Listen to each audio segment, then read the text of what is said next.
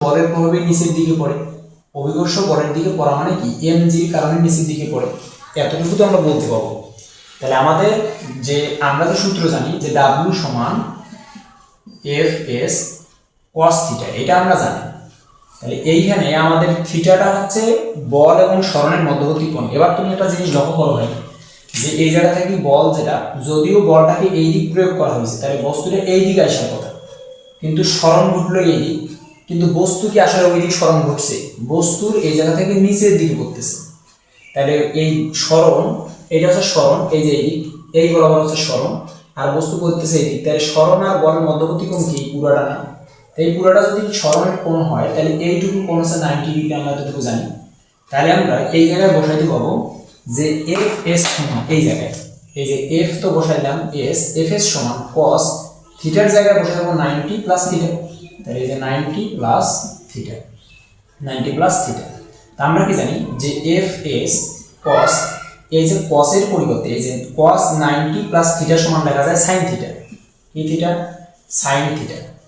এবার তুমি যদি একটা জিনিস লক্ষ্য করো যে আমরা এতটুকুই তো জানি নাকি, এই যে সাইন কস ট্যান, আমি এটা তোমাদের ছন্দ শেখাচ্ছি, সুন্দর ছন্দ, যেমন যেটার নাম হচ্ছে লোম হোল, এল ও ভি ও এল ভি, এই দুইটাকে আমি আলাদা করতেছি।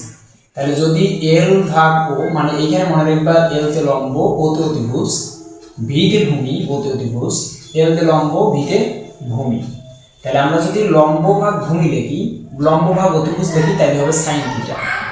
যদি আমরা ভূমি ভাগ অতিভুজ লিখি তাহলে হবে কস থিটা।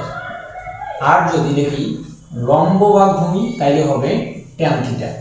তাহলে তুমি একটা জিনিস কি লক্ষ্য করছো যে এইখানে সাইন থিটা সমান লম্ব ভাগ অতিভুজ লেখা যায়, তাই আমি লিখলাম যে সাইন থিটা সমান লম্ব ভাগ অতিভুজ। লম্বের জায়গায় কোনটা? এটা এইচ, এই যে এইচ বাই ভূমি, লম্ব বাই হচ্ছে অতিভুজ, অতিভুজের জায়গায় কে আছে?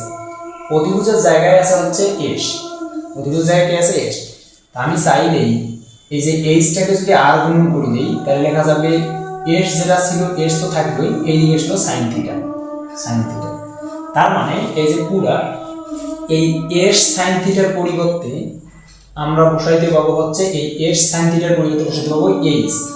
কিন্তু কথা হলো এফ সমান লেখা যায় এমজি, ওই যে নিচের দিকে বস্তু যে বলে বসছে সেটা হচ্ছে এমজি। যেহেতু বস্তুর সরণটা উপরের দিকে এবং বস্তুটা পড়ছে নিচের দিকে, মানে অভিকর্ষস্থ বলের অভিকর্ষ স্তরের উল্টা দিকে ঘটনা ঘটছে, তার কারণে সামনে বসাবো একটা আমরা মাইনাস এমজি, আর এইটা সমান পুরোটা লেখা গেল হচ্ছে এইচ। তাইলে এই যে এমজি এইচ লেখা যাচ্ছে হচ্ছে ডাব্লিউ সমান, তাহলে এটাও একটা সূত্র। তাহলে প্রশ্ন হলো যে আমরা কখন